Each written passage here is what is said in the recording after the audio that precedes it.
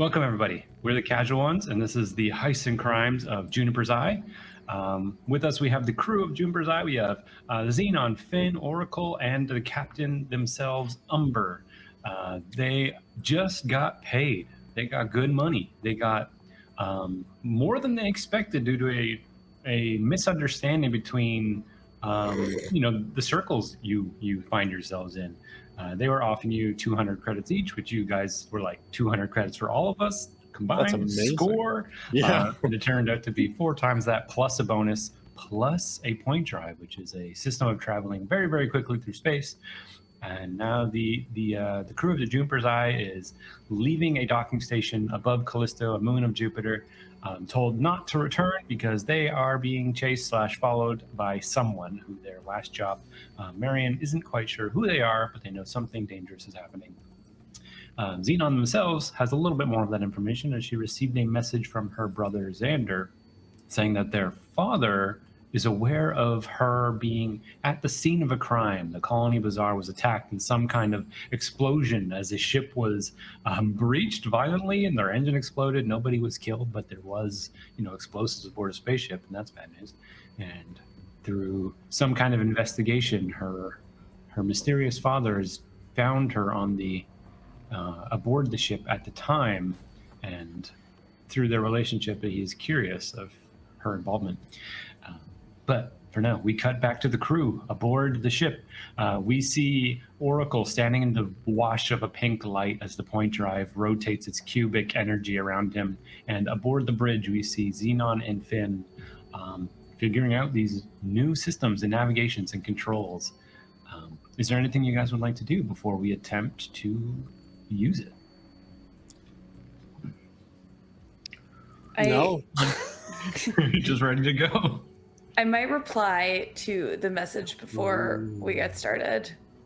Okay. I'm going to be in the captain chair, just being like, "Oh, I missed you." As she's typing this message, ooh. Cool. So I'm gonna write, "Hi, Alex. See, you're still working for the man. Would love to see you.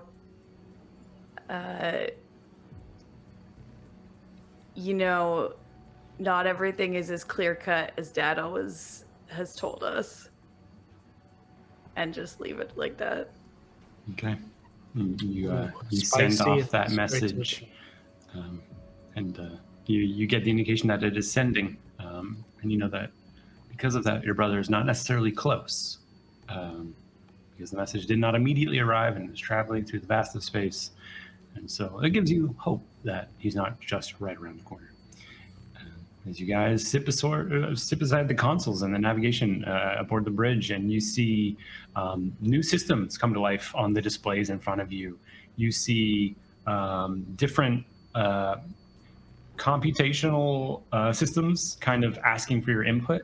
And for the first time in a long time, Finn, do you think you would have been aboard a ship that had the necessities for a point drive in the past? Oh, yeah. Okay, so I would say because of that, you know how these work, and from that, you begin to plot out the charts. And Zenon, you're going to be needed for this, as this ship is not up to speed and will require very, very precise navigation, which is something that you bring to the table. And together, you are going to have to get this thing going in the correct path. So Finn, as someone who's used a point drive in the past with a co-pilot of a different sort, whose the image of their face flashes in your mind as you work at the navigation in front of you, you see a point, a port off of Saturn, and you see the probability based on your current calculations. You see this navigation computer weaving a path and a straight line through interdimensional space from where you are to where the galaxy and the universe will be when you arrive at the location. So not only are you calculating distance, you are calculating time, and you are calculating all of this based on all of the gravitational bodies between where you are now and where you will be at the point of arrival. So for the three of you, you're going to have to attempt 3 successful navigation checks, which will just be decipher rolls at the moment, of a DC. I think the drive may have a specific number attached. It may just be 11. Let me double check. And yeah, so it'll be 3 decipher 11 tests to get this thing correctly navigated. But it will launch after the 3rd test regardless. All right. So as you guys work in tandem, putting in the calculations based on how close you approximate yourself to be towards gravitational bodies and all of them in between you and your path, can I get the first roll from both of you? 7. 17. Perfect. Okay, we got 1 fail and 1 pass. Perfect. Together in tandem, we're going to try 1 more attempt. All right. Okay. Oh. 6. It was like 20. going to a 19, then bounce to a 3. Oh god. 22. Okay. Oh, another 1 pass, 1 fail. Yep. Neither have hit 3 yet. We get 1 more attempt from the both of you. And then if it's another pass and fail, it'll be up to luck, and I'll roll a d20 here. I love it. As they're doing the calculation, I'm just spinning in my chair. Just like, what I hired them for. 22. And 20.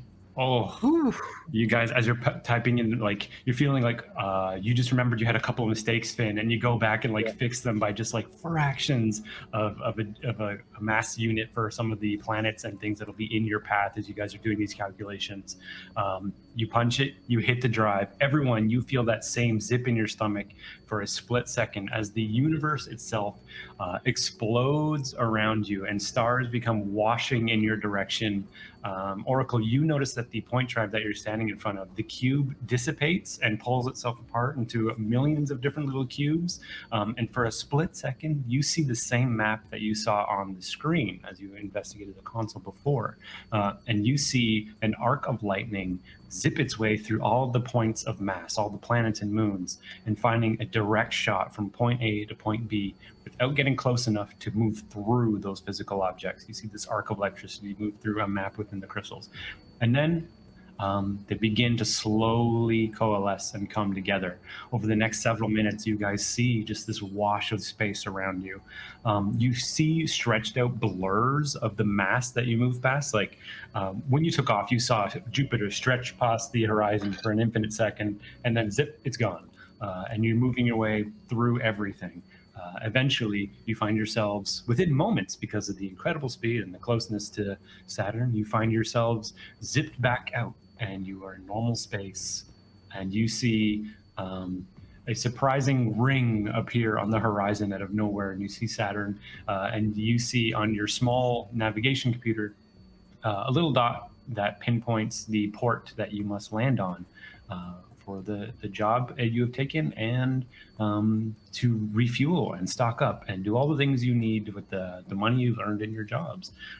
And Finn, you feel as you guys slowly reach that port, landing exactly where you needed to, not too close, not intercepting with something else, not appearing in the same place as something else.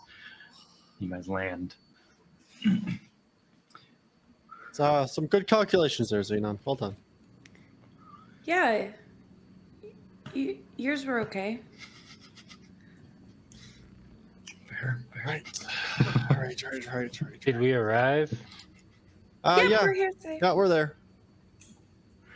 And as you guys, you get the docking acceptance acknowledgement sent to the computer, Finn. You see that in front of you, and assuming you accept, you find yourselves docking into a port by Saturn. And this is an immediately different vibe than you get usually. This is a place that as soon as you dock, you land in like a bit of a dusty field almost. Like you're brought in through an airlock and just like dropped slowly down onto grass and dust. And there's like, things kicking up. You immediately hear like the sound of crickets and birds.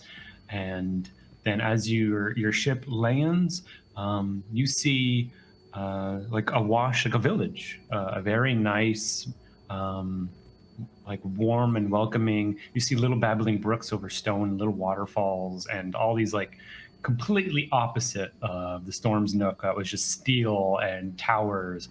You just see a washing village wrap its way up around some gentle rolling hills, and yeah, you find yourselves in like a very quaint, warm, receiving place. You see a little robot, like a sphere, roll up in front of you and spring out its limbs, and it just says, "Welcome to Port Nebula. This is one of the wonderful residential ports around Saturn. If you need a place to stay or things, you may at any point ask for assistance, and we will divert you to the place that you need." And you see he kind of stretches out his hands, and a map kind of appears holographically in front of him. And he pinpoints several places on the map, and you get that same acknowledgement that you did at Callisto, asking if you would like to download the city and get access to all of it. Hell yeah. And you do so, and suddenly your computers are lit with all the things that you could do. You see shops of all different sorts. You see a resource station for your ships. You see everything you could hope for. And you see that the streams of these things, as you tap on them, lead you up into the center of this village square that you see before you. What would you guys like to do? Well, I think it's time to go spend some of those credits now. Yeah, I think so. Yes. And then we'll start, at least find the person with the mission. Yeah. Makes sense. I'm Oh, just we're- like going to like look at the map, have no idea where we're going. We're going that way.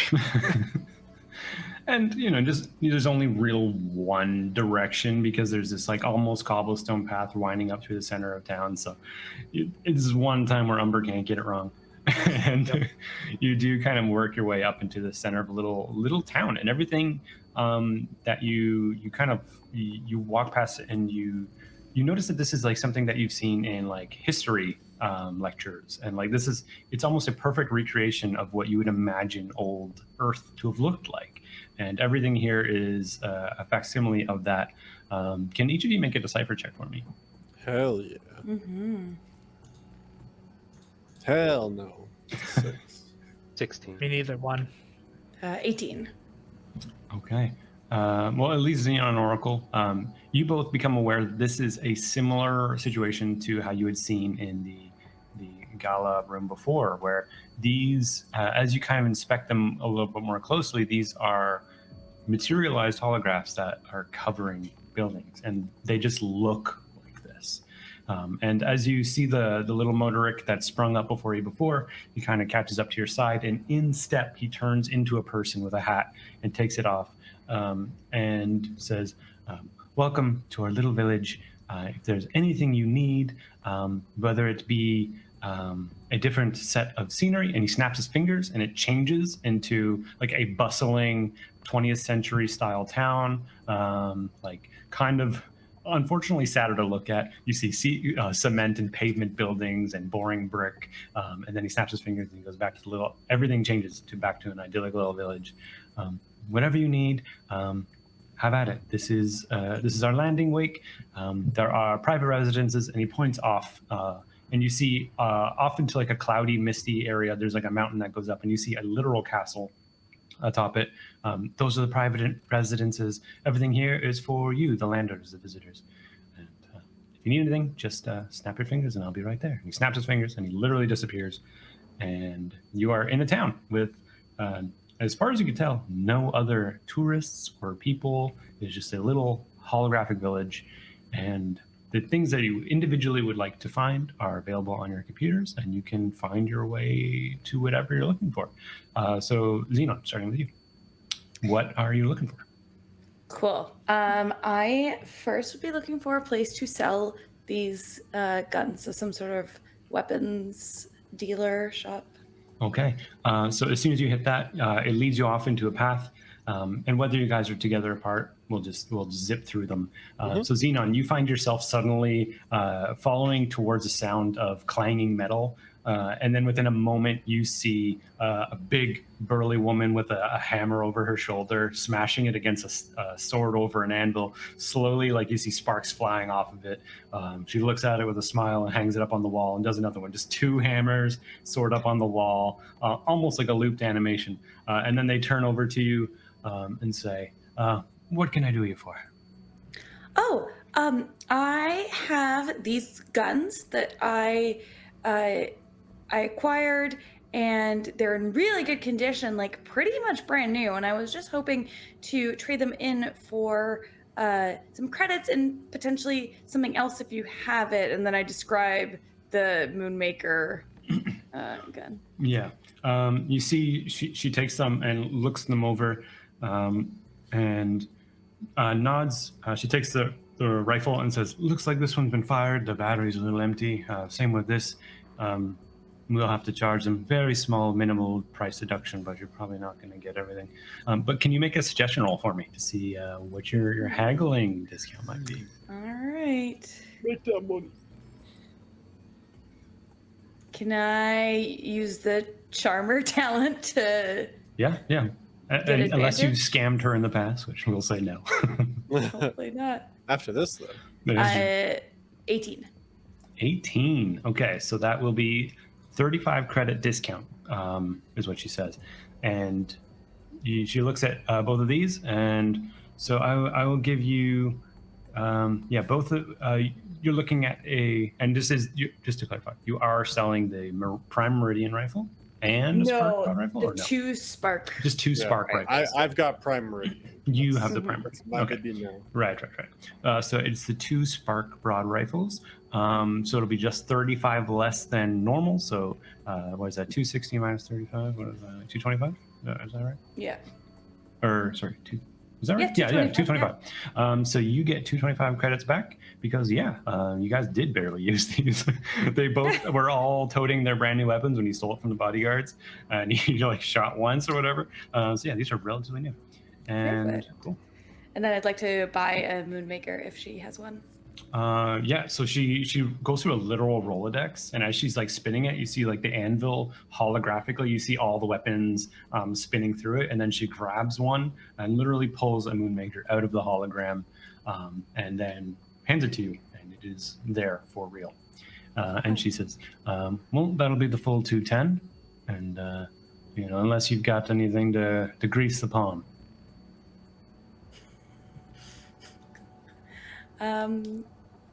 I have this really nice blaster gun too. Is she re-gifting? I almost did it with the grenade, but that wasn't a gift. That was a borrow. Are you selling my shit? They gave it to me. 100%. I get you to use. I didn't say, hey, take this blaster and go sell it. It's kind of funny. Now I know my first person to test with the Prime Meridian on. You don't know what's happening, so I'm gonna I'll try to I could give you this blaster if that could reduce the price. Yeah, sure. Let me give it a once over. And she does look at it, and definitely an older blaster. It's definitely been through some battles. Yeah, I can take half the price off of this one. All right, excellent. Okay, and that'll reduce it by, we'll just say 15, or 17 is still in half. We'll say 17 less. So the Moonmaker will be 193. Okay. And just deduct 193 credits 93. Okay. and remove all those from your inventory and add the Moonmaker, which is a very little spicy weapon, which hopefully we'll see in action. I have 2 other things I'd like to buy. I don't know if I could buy them here if she just does weapons, but I'd like to buy a thruster pack for my armor and the Trizetaprine, the one that I always say wrong. The Trizetaprine. As well. Yeah, you see she just like spins on a dime and like hits a classic medieval armor, and it opens up like a cabinet. And inside you see depictions of actual space armor and all the equipment's kind of like opening a coat, like you want to buy a watch kind of thing. But the suit of armor opens up and has all these things. And so you were looking for a thruster pack, right? And a Trizetaprine. So that will be the 50 and 90 credits. So 140 if you've got that. And I won't haggle for that. You won't haggle for that. All right, so minus 140, and you now have a thrust slash jetpack essentially. It's got a few different functions that maybe we'll see in action as well, and trizetaprine. So Cool. That's everything. And then as I'm leaving, I just want to like whatever sort of interface we can use to change the look of the town for ourselves. Yeah. I just want to make it look like as like an 80s depiction of like the 2000s. Okay, so it's like kind of Justin's. synthwave over colorful, weird retro. Yeah, okay. Like the future and Jetsons, Back to the Future. Yeah, exactly. Okay, so yeah, you snap your fingers and the robot pops up and you make that request, and for you in your visor, that is what the city looks like. Perfect. And if you wish, you could apply that to everyone, but they can always change it back, so it's whichever you want to do.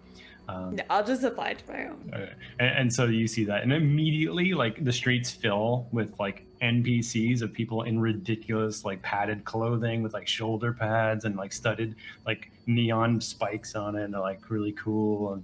And some guy just like velcroing and unvelcroing the same pair of shoes over and over. And then someone takes off on a hoverboard, and that takes us to Umber. Is there anything you would like to grab in the city when you're here? Yeah, so I want to buy the hollow guys, Okay. but Zenon would have said like I'm going to go buy weapons, so I thought it was just a weapon shop. So I'm just going through every shop, and they're just all different. Like they look all different. I'm like, oh, these guys sell clothes, and I'm just like, just finding. But you keep asking, and eventually you get pointed in the right direction. Like 16 cheese shops later, you find a place that'll sell you the armor and stuff, and you just see a person like almost like a gentleman with like a cane, and they're just waiting for you to. He's like holding out, waiting for money. But you're looking for the hollow guys. Is there anything else? Nope, that's it. And then the rest of my credits I would have given to Zenon, to put to the wards the ship. Okay. So the man with the cane, he just kind of winks, and it pops a monocle off of his face that hits you off the dome of your face, like off the membrane of your head. And then in a moment, from above you, a hollow guys comes down from the ceiling on a rack, and you have access to that. And you lose 120 credits. So if you could Perfect. like get rid of that, put that into your inventory, and you have a way of projecting like a lot of things in the city are. And then Oracle, is there anything you're getting? Yeah, so I would have gone with Zenon because armor. Okay. I was gonna buy shielding plus and a refresher. Okay. All right. So the shielding, it'll be 90 credits, potentially plus per your current armor tier. Yeah. So how much armor do you have at the moment? Well, shielding. Oh, Not shielding. Armor. Yeah, sorry. And you haven't gotten any extra armor yet. So this will just be the 90 for your first upgrade. That'll update. Which armor do you have actually? A colony? Yeah, the colony. Okay, so that'll upgrade your shielding from a D4 -1 to a D6 -1. So Yeah. better in general for the 90, and then future The upgrades will refresher. add more. And then the refresher. That will. There's a 1 in D2 chance that energy is not used. Yeah. So that will be 90 as well. Mm-hmm. Okay, unless you have anything to haggle with, then that'll just be the 180. It's just my winning smile. Okay. A very robotic smile. Yeah. There's like, okay, that'll be 195. No. So yeah, the both 90, so 180 with those two. And then Finn, I don't know if he. Oh, I don't think he put in the chat what he was going to buy though. So He's I going to don't buy think the we cloaking. Oh yes, so he's buying personal cloaking, and if he's got extra money for something else, then we'll figure that one out. But for the moment, that wraps that up. Is there any? Are you guys also buying ship stuff, resources, anything like that? Yeah, I would have found the rest of the team, Oracle and Zenon, and be like, "Oh, we should probably buy resources and and all that fun stuff, and the extra plating. I think that'll be in handy. Yeah, Cap, I think that's probably a good idea. We actually have added a bit to our ship fund as well, so we might as well just stock up on resources. I mean, we can fill up at the money that we have. That's a great idea. That's thinking right there, Zenon. Thanks, Cap. I think we can only keep 10, right? Yeah, Up to 10, yeah. and it's Yeah, 10 okay. credits each, right? Mm-hmm. Yeah. Let's do it. Let's do it. Oh, I guess we still have one, so we're only buying 9. Right. Okay. So just minus 90 from the ship's credits, unless you have anything to haggle with for that. And then we want to buy the armor plating as well. and the armor plating. If we have enough. Yeah. Oh yeah, we have enough. Yeah. For How much is for the the ship armor? It's 120 to add 1 damage reduction. Let's do that. Okay. Not too bad. Okay, so as you guys you go to buy all the ship upgrades, you literally just see actual little fairies and goblins pop up out of the ground by where the ship was and scramble over it, and you see them wrapping up the ship in extra armor plating on the outside. It looks a little shoddy at first, but you see eventually they work out the plating to smooth it out. And you see it's basically it's steel. You get a steel wrapping that kind of plates up the ship. It's definitely a harder alloy that will protect it and keep it safe. But it does change the vibe. It is no longer painted in various colors all over. You do see parts in the cracks where the plating doesn't reach everywhere. But if you wish, you could also get it painted for no extra charge. So you do have that option available to you. I guess as captain, maybe that's your decision. You see your ship below at the village getting wrapped up in steel and strong alloys. Is there anything paint-wise and color-wise you would like to do? That's a good question. I do like the orange vibe we got, so I would have just repainted it orange and just gave Juniper's eye the writing just a little flourish. Oh, okay. So And- it's actually yeah. written on the side of the ship. Yeah. Okay. Nice. Sweet. So yeah, they'd repaint it in a more a nice orange. It's not terribly rusted anymore, unless you would like them to detail in the old No. rusty look. No, Yeah, you because get, I wanted it to be brand new. yeah, it's pretty gleaming, and it looks very nice. So you get the modification also for the plating, and you get also the resources. So make sure you have all that.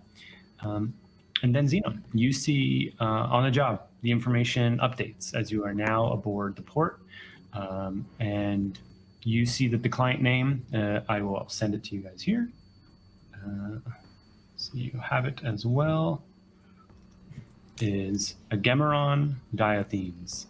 And this person is stationed according to your coordinates through the whole ship city and everything that you downloaded. You know that this is in the castle that you've seen on the mountaintop.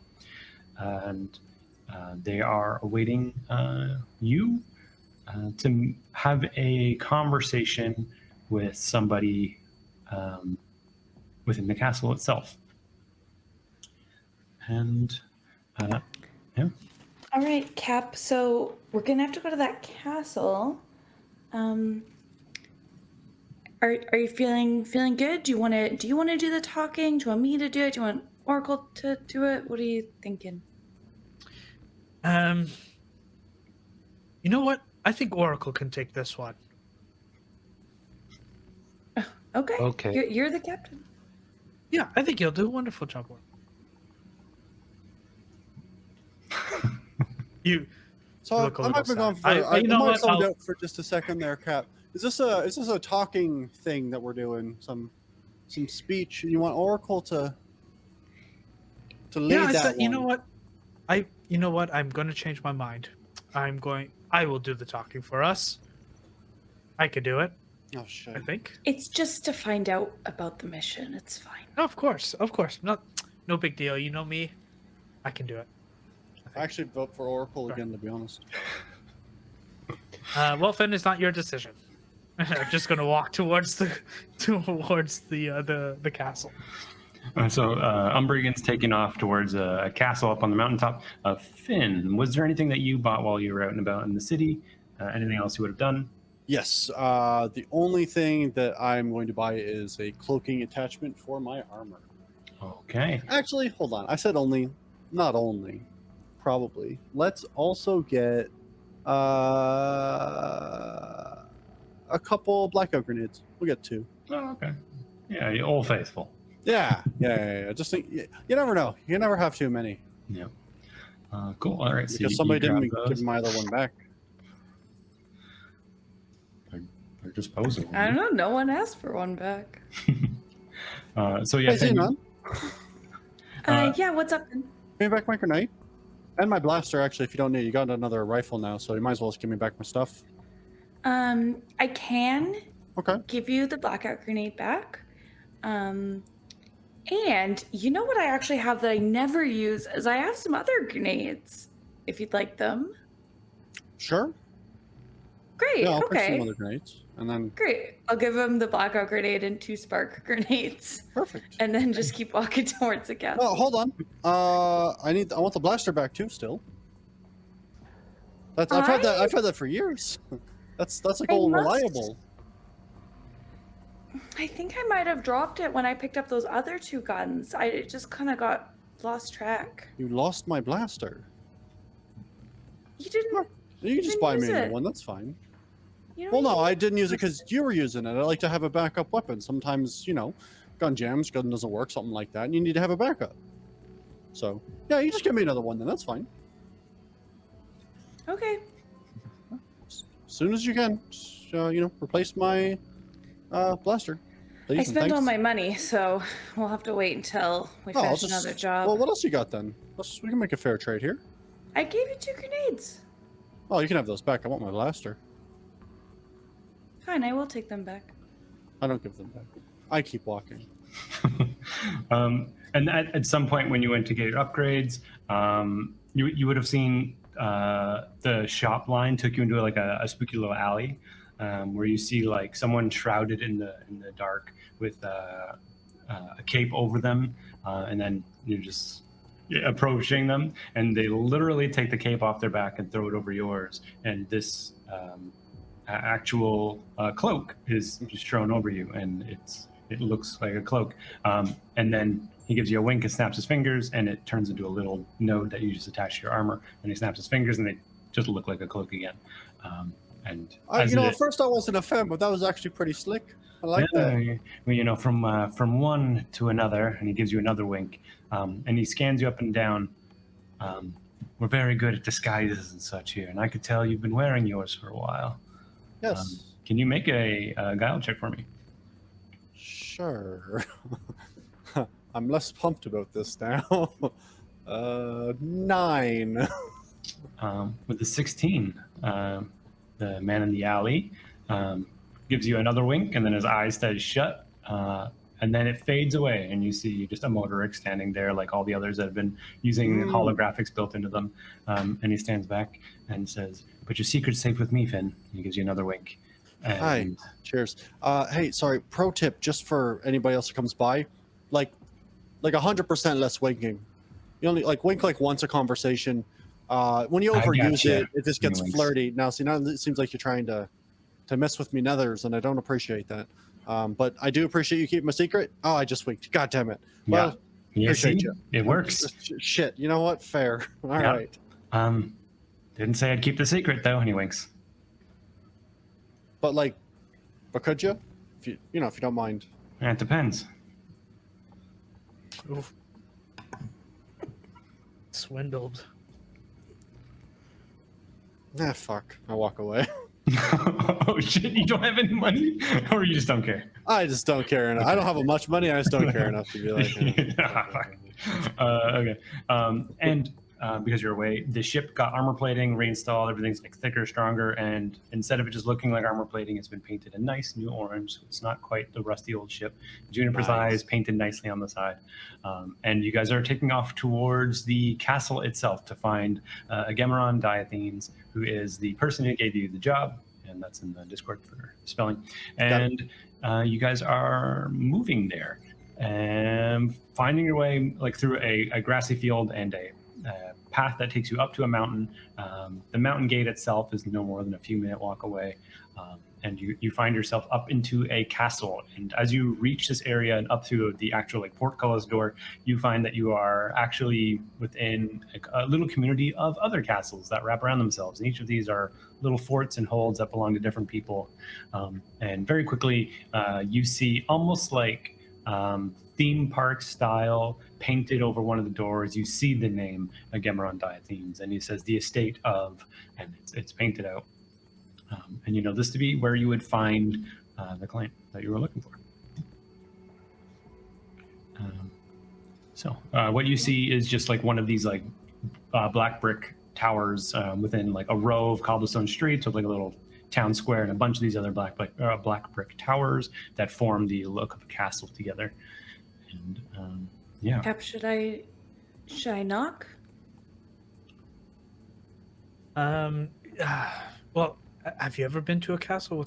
What do people do normally at castles? Does this look like a castle to me or something cool and retro? Well, okay, yeah, true. For you see it looks like almost like this unfortunately kind of annoying corporate stacks of buildings. Like it's like a whole bunch of like off kilter different buildings. Like instead of it just being like secretly inside, there's 6 different buildings that rent this place. They all have their billboards and flashing neon colors and like holographs of like what they do, stacked all the way up for like 10 of these things.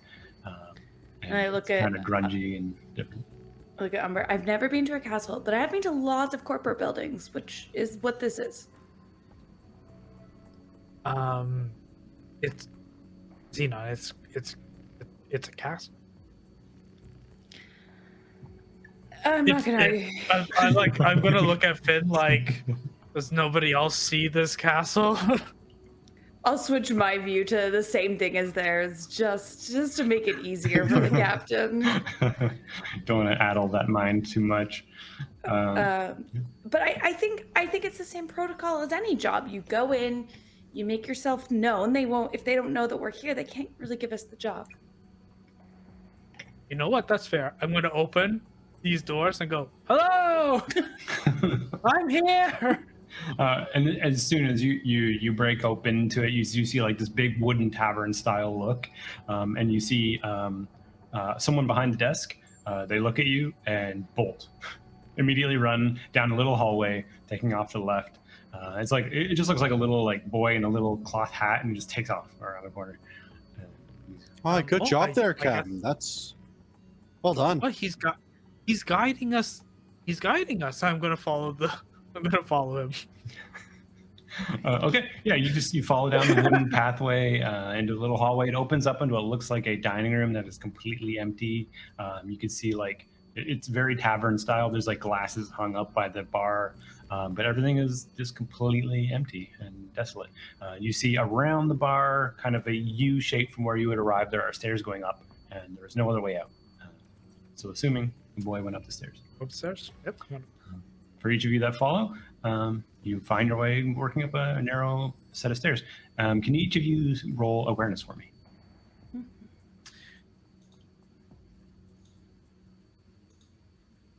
Not successfully. Natural 1. Hey, I love it. Yeah, 6 for me. 6. 15. You can hear very quietly the voice of someone saying like, "Oh, we got customers," just kind of like echoing a little bit. And then you hear the sound of like feet hitting the ground in like a musical motion. And then moments later, as you guys are working your way up these stairs, someone in like a very frivolous set of gowns and capes and like a fluffy collar and a bad scepter in his hand spins around the corner and almost bumps into you before he catches your eyes. and says, "Oh, sorry, this is the private areas. Downstairs is where the visitors and paying customers would go. And go. And he shoos you back down the stairs, following you. I'm gonna be like, then why did he guide us up here? He just kind of turns his head, and you can see they kind of shake at each other, like no. And he continues to push you down the stairs. My name's Lord Estajax. I am the owner of this estate. As you may have seen outside, the label is for Egemeron Diathemes. I represent him, and we are the. This is the Lord's castle. You get to do whatever you like here. We have rooms. We have meals. We have whatever you like. We can make it exactly the style you want for exactly the adventure you would like to be on, or not. We can change it if this isn't to your appeal. We can. What do you want? I want to go upstairs. No, that's just where I go. You said I could do anything I want. Anything down here or that way. You can go that way. There are rooms. It's false advertising. We're here for the job. Oh, and you see his face falls. Okay. That makes sense. Yeah. If you take me upstairs, I'm gonna be right pissed with you. No, we can do it here. As you see, it's empty. But maybe we could stay afterwards and do the adventure thing too. Well, that would be great. Yeah, I think that would be fantastic, and it's what the job is. The job is, as you've seen, it's empty, and it's been empty. Nobody's come to our port in a long time, and it is entirely for tourists. And I don't know why. We have some plans, though. There is a king. He owns the corporation for this tourist trap, as some may call it. And we find he is incredibly out of touch, and within his limits, we are not able to make any profit. No one is willing to come here. We've told him that a 100 credit entrance fee is far too big for the more normal populace, but being a man of Saturn, price is of no means to him, and he is a little out of touch with the state of the solar system as it is. The job is to change his mind completely. If you don't mind. I'm going to look at Zenon. We paid 100 credits again in here? This place is a dump. No, well, sir, Cap, I think we would have to pay 100 credits to do the go in the room and do whatever the fun tourist thing. We didn't pay 100 credits to come here. That would be crazy. Oh, that's definitely ridiculous. But that is what we're here for. We are here. And we are masterminds of changing people's minds. I get it. Little play on words he did. We are? That's good to know, and that's exactly what I'm looking for. So it sounds like maybe we have a deal then. There will be someone in the middle of us, someone who will help you on your job. His name is Tavanitis, so he will be helping you with this persuasion. He'll be with you, and be kind, obviously, to him. And when you go meet the king, your job will be to persuade him to just change his business a little. Lower the prices, let more people in. It's not about being prestigious; it's about making money. And he doesn't care about making money, and that's why it's empty. And we entertain no one, and there's nothing here at all. So if you would be willing, you go to the main castle. Around the corner to the end, there's the main gates of the castle. You'll meet the king, and you will talk with him about making this place a real theme park and not a rusting, dusting, pointless port in the middle of space. By any chance, are you the one that pays the credits after the job? I will be paying you, yep. Well, I was just, thinking, with our mastermind and skills here, and we're going to change his mind, that maybe we can work something out. More tourists are going to come. Obviously, you spend more money. I think maybe we can get like 1% of all sales profits for changing the mind, getting you a job. That can be part of your decision with the king. That's not me. I work for him. He makes those decisions. If I can make those decisions, I think we would have more customers already. He doesn't listen to me. So if you want 1% of the profits, you talk to him. That's fair. That's fair. Okay. So I'll just, he snaps his fingers and someone from above starts walking down. Can each of you make an awareness or decipher check? Decipher. 18. I've rolled 3 natural ones. Oh my god. That's crazy. Yeah, 21. you guys see a man in like classic like cloaked look, like hood up over his face. He's like got a sword at his side. He looks like a classic fantasy rogue archetype, and he just kind of comes down the stairs, and I'll be the point between you and the king, and you are aware that we are changing his mind, right?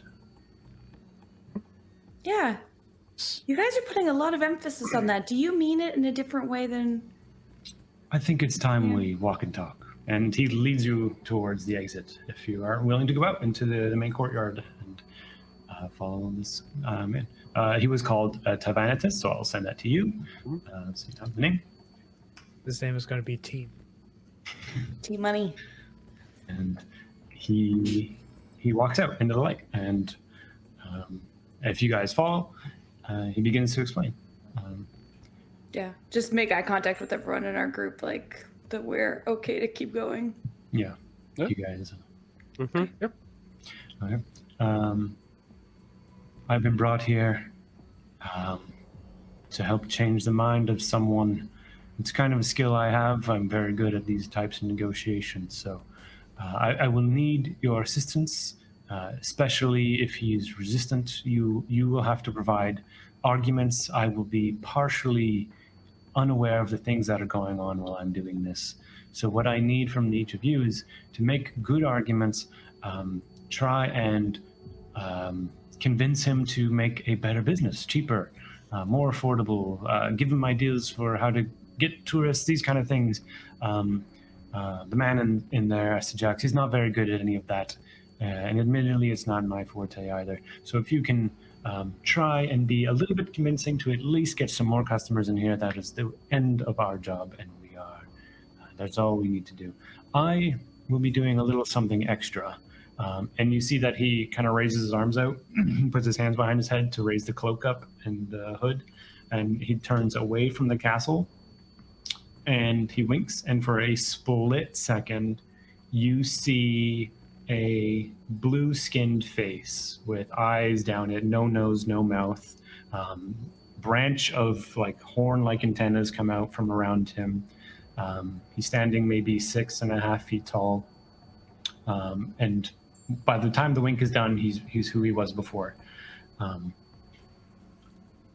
not always taken kindly in imperial spaces, so it is best if we keep my identity under wraps. I am, perhaps some of you know what I am. I have abilities that will be useful here. Oh, I think I've heard of your type before. I don't think I can't say I've ever met one, but nice pleasure to meet you. Thank you.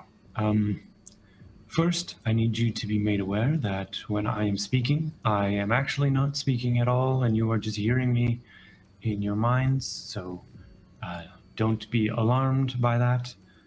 No one else can hear what I'm saying unless I intend for them to. And at this moment, all of you are allowed to hear what I'm saying. In addition to that, I can slip into the mind, and I will be doing this. I will be inside the mind of the king, manipulating his reactions to your thoughts, and your arguments and your suggestions. This is very difficult, so I can only make him believe things that he may have at some point in his life agreed with and sympathized with by manipulating memories and emotions and these things to appeal to your arguments. I can feed you back some of those memories. I will be in the mind. I can, we can talk to each other telepathically, And if there's something you need to find and prod, I can try and lean on something, to find your arguments. I know this is very loose and there's not a lot of explanation, but we are just trying to trick a man into changing how he feels about this entire business. And others have tried and failed, and that's why I'm here. How long has this been like this, empty? Oh, I don't know how long this has been open. I remember, when did I come here last? I think we tried 15 years ago, and it didn't go well. They get some tourists from time to time, but this is just a money pit. It's an incredible money pit, and the king doesn't seem to care. He inherited it. This is what he built, and it's going to it quite terribly. So, did we just get suckered into buying things here? I don't think anybody said we had to buy anything, Cap. That's true. Okay, well, anybody else have any questions? Just looking around. I mean, if you've done this before, you have met him before. oh yeah. So we're not going in cold. Is there anything you can tell us about what is appealing to him and a little bit of history there? Yes, it's quite difficult. He is a child at heart. He doesn't understand the value of a credit, and that is his biggest failing. He inherited all of his money, so the main problems are that he thinks that if anybody wished to come here, that they would pay for it. Money is no option, right? But the problem is that he, in addition to that, is very brought on by things of his interest, as you can see with the layout. I appear this way because this is something from his memories, from the books he's read, to something he enjoys. He doesn't care to appeal to other people. The changing system, and he snaps his fingers to make it something else, is the only thing we ever got. But he makes everyone request it every time. He makes it very difficult. This place could be anything, and he makes it be this, and he's resistant to it being a paradise for anyone, an affordable paradise for anyone. It could be that, but instead it is this. It is this strictly 19th century idea of a village, and it's very hard for him to grow with the times, make it more interesting, make it more affordable, make it more fun for everyone. And, yeah. Has he ever changed his mind on anything? The one victory that I'm aware of is that this changing system even was allowed to be attempted and installed, but he barely lets anyone use it. Secretly, you accrue money charged to your account every time you use it. So hopefully you guys haven't been using it too much. As long as long as you haven't been flicking through, it's probably not too exorbitant. But this kind of fun should be available for anyone who would arrive instead of 30 credits per flick, because that's a lot. I'm sorry, 30 credits per flick? Yeah. So. Okay. Good to know. Any other questions, team? No, I am very interested to meet this man. Umber, I think you guys might have a lot to talk about. Just Why? I mean, we are going to have a conversation. Yeah, I mean, I have to change his mind. I just think your interests in the human world might align. That is true. That's a pretty nice way of putting it. True. Yeah. I am anything but diplomatic. Then why aren't you I leading feel this? like What did you say? So why aren't you leading this then? I was not chosen for this mission. Right. I feel like there's something going on between you two. I don't like it. So zip it. Oh, it's because I gave her food. Anyway, sorry, Divinitus, quick question for you. Yeah. We don't all have to try to convince him of anything, right? I'm much more of a fly ship, shoot people kind of person. Hmm. I, generally speaking, can't persuade anybody of anything. My captain here being a prime example, he doesn't matter. Anyway, yeah.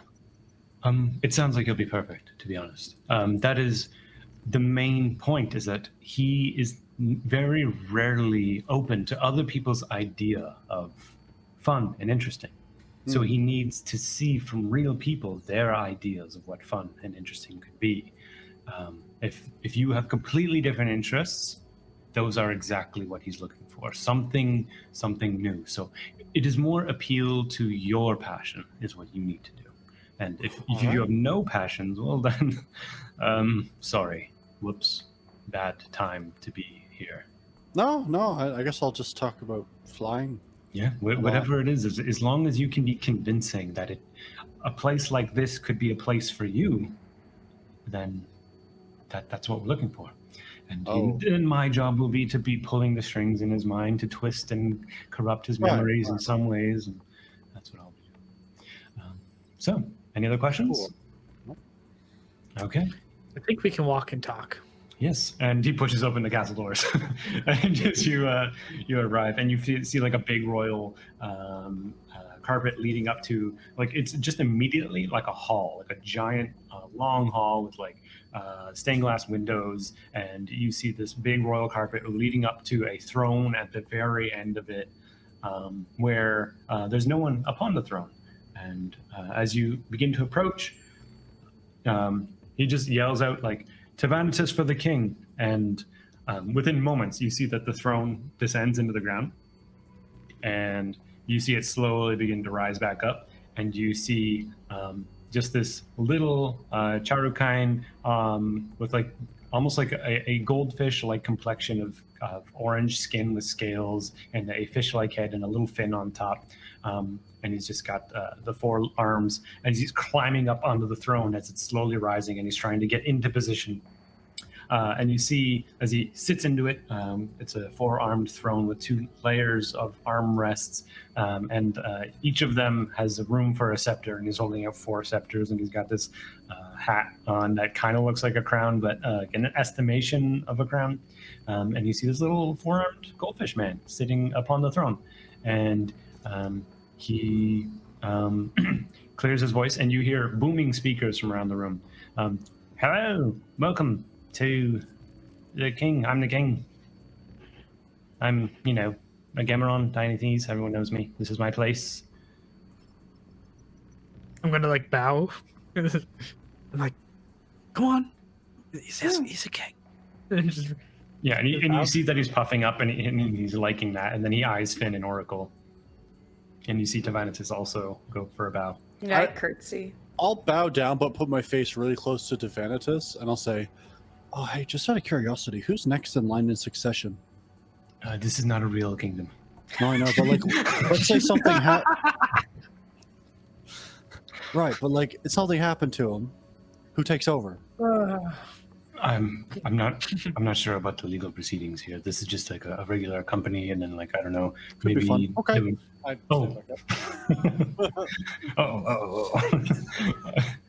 Can you make a resilience test for me? Me? Yeah. All right, yeah, sure. I don't bow. Ah, shoot. 5. You feel in your mind like some fingers moving through your memories for a moment, and then they recede. That's all. And then he looks to you, Oracle, the king Agamemnon, and he just kind of clears his throat and just, excuse me, and gives you a nod. You're excused. Do we have a problem, Tyranitus? And Tyranitus turns to you and nods. Bow. No, thank you. Well, I never. And you see he stamps all 4 scepters at the same time, and he just yells guards at the top of his lungs. And from the sides of this building, doors apparate, and you just see 6 guards pile in from the sides.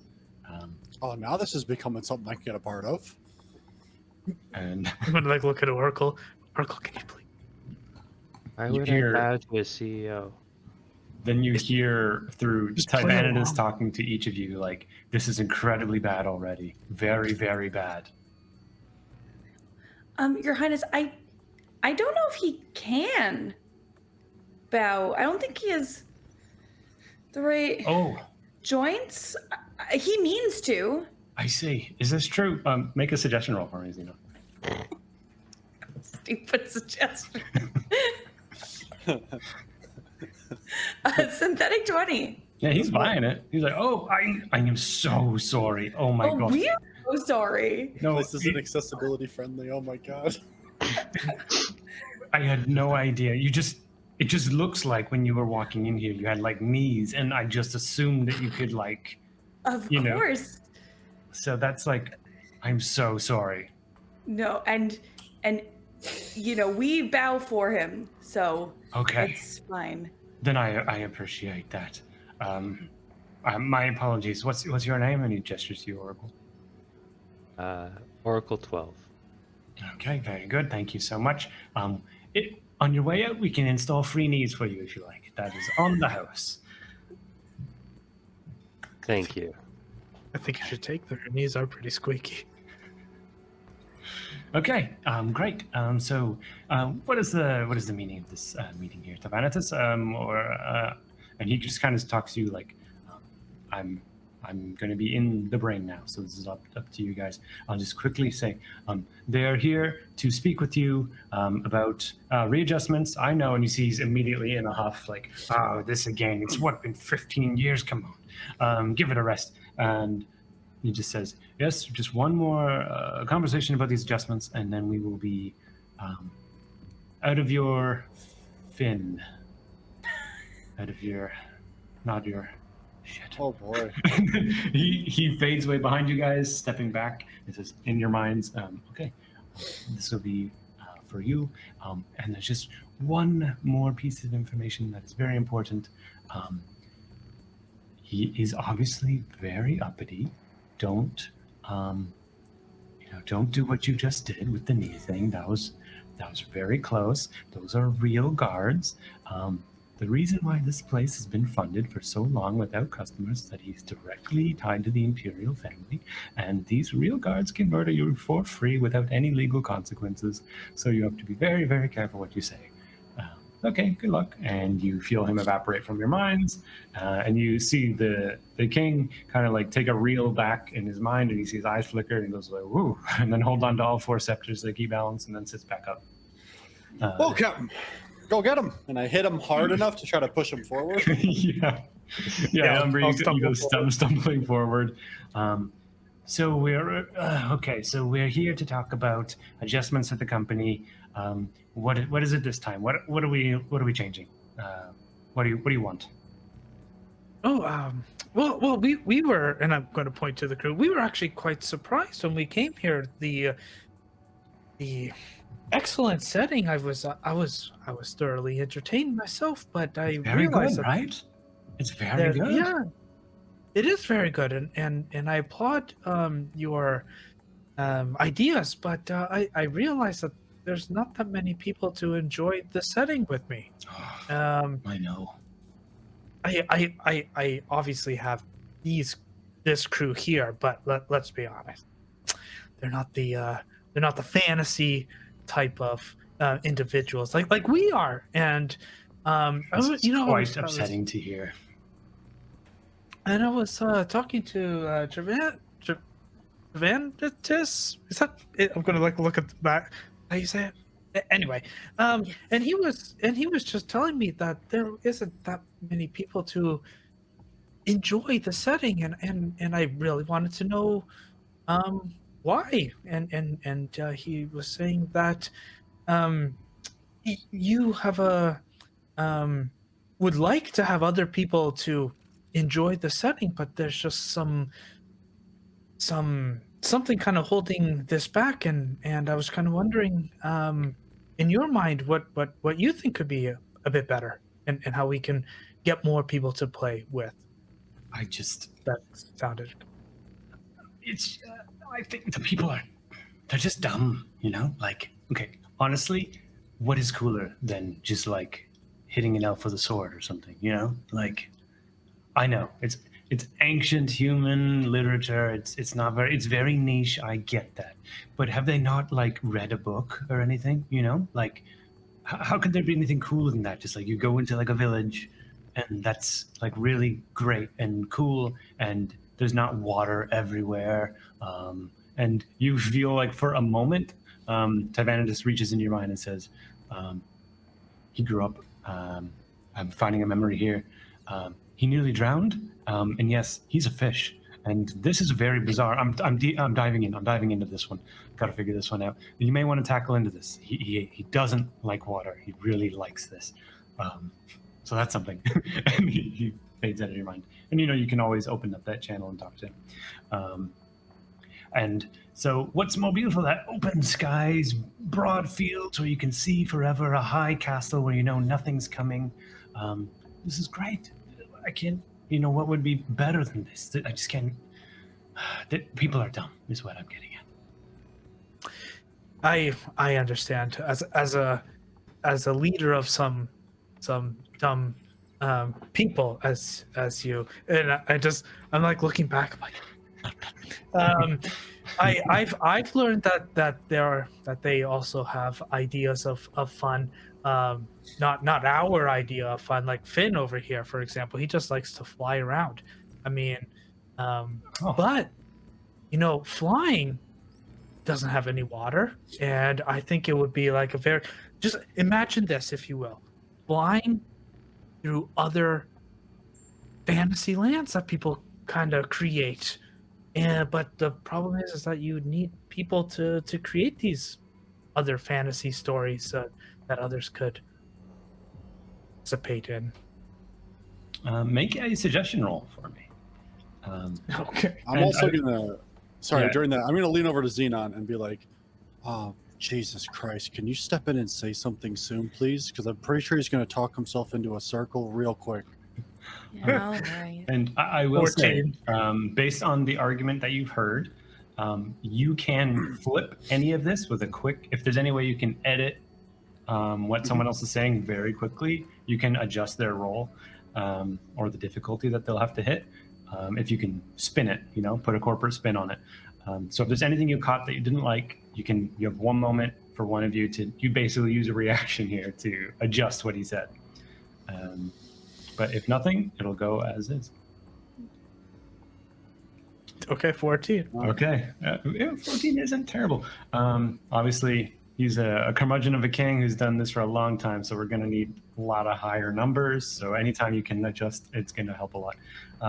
But for now, you see him, he kind of prickles when you mention the water and just says like, oh, nothing wrong with that. That's, if someone likes to be in the water, that's fine. There's nothing wrong or bad about it. That's totally good and fine. That's fine. And I don't know what flying has to do with it. That's weird to say. And why would they have to fly to a different fantasy? I've got it. I've built it. This is perfect. Look over there. And he points at one of the windows, and you just see like a big forest with like a troll that's like suddenly like trundling around in it. That's amazing, right? What else would you even need? That's perfect. So I don't know. Like you with the flying. What does that mean? Why would people want to fly in here? What does that mean? Oh, flying's great. What's wrong with flying? I just don't know what's good about it. Well, I don't really know what's good about any of this shit that you have here either. Isn't that kind of, hey, shush, isn't that kind of the point though? Right? Like different people like different things. Why would you put yourself into a box like this? Because dumb people like different things. No. I mean, you're the one without customers, so. Just tell him why you like flying, Finn. Oh, it's just the freedom of it. Right? You can go way faster than you ever could on the ground. Right? You can go visit new places on a whim. Like, what's the downside to flying? But what? You could just What? like be on a bird here then, if you want. We could do. I guess I can have birds installed. That's fine. Right, but like a ship will go much faster than a bird, right? But it can look like a bird. Why would it look like a bird though? Because that fits in. Like it just doesn't make sense. It's genre mashing. Who would do that? But just think of all the different stories people could tell. I mean, we love stories, but we there are different types of fantasy stories that lead to other worlds and things like that. And I think that if you maybe put yourself in a different setting, that you could create other stories that kind of expand a bit more on the ideas of fantasy. I think the other thing too is it's like, I get that this is your thing and you love this thing, and that's great. There's no downside to that, right? I think that what we're trying to say is, different people are going to enjoy other things too, right? You've already got this one thing installed. People can change the way things look. That's great. It's expensive, but it's great. That's awesome. You could build on that, right? Something for everyone, right? There's going to be people that like this just as much as you. Maybe some people that like it more. Who knows, right? This seems to be a really big thing for you, and that's great, right? My big thing is flying. If I came here, I ain't got nothing that piques my interest.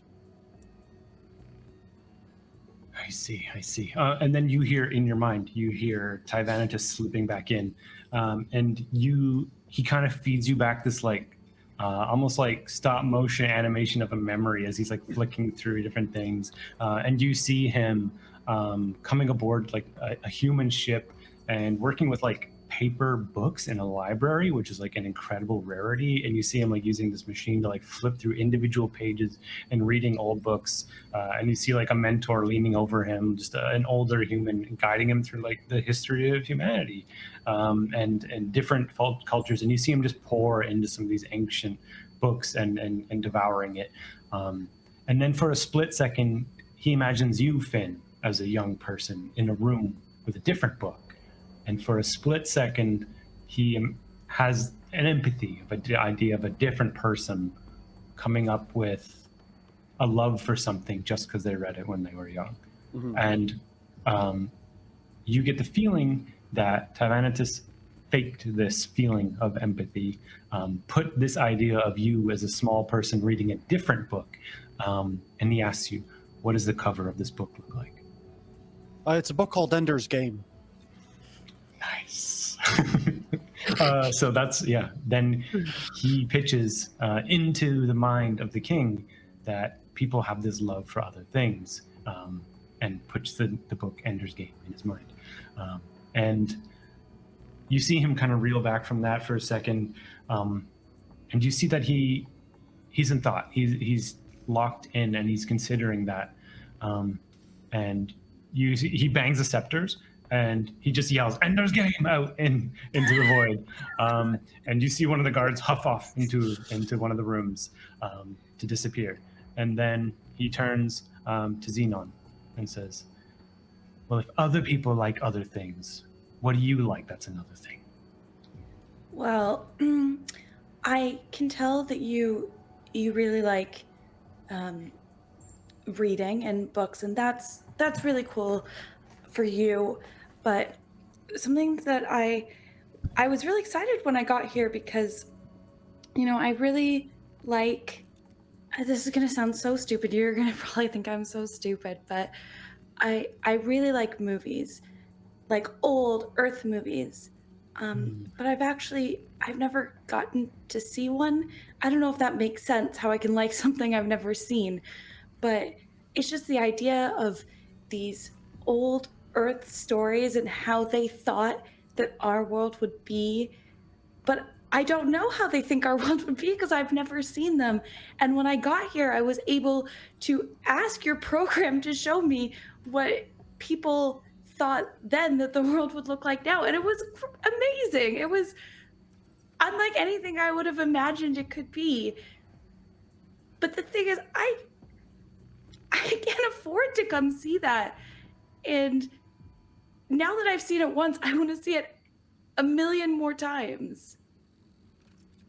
And you see he kind of like before sits back and kind of takes in that argument. Can you roll suggestion for me? Mm-hmm.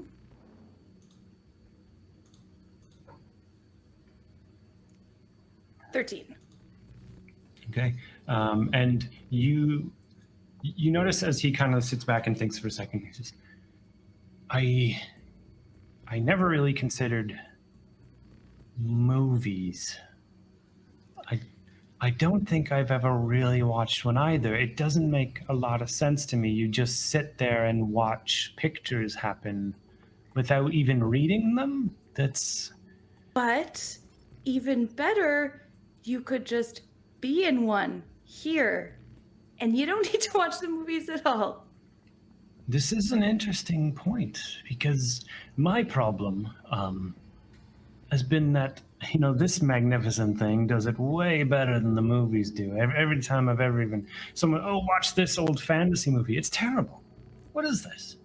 But you can imagine something much better. But I can, and I do. I really do. As you could tell, he just kind of stretches out his little arms towards these little things, and then you hear Tyrannus do the same thing, where he pours into his mind, and you see a flicker of a memory of someone sitting again run down in front of a screen, and he's just forced to sit in an uncomfortable chair staring at an uncomfortable display out in front of him, and he's not allowed to leave and do other stuff, and he can't take a break, and he thinks about something else. You find he's constantly thinking about something else, and so he forgets what happened on the screen. And you see that in his memories, everything that he's trying to convert into something fun in his mind is disappearing quickly because he can't read it back and he can't look at it back.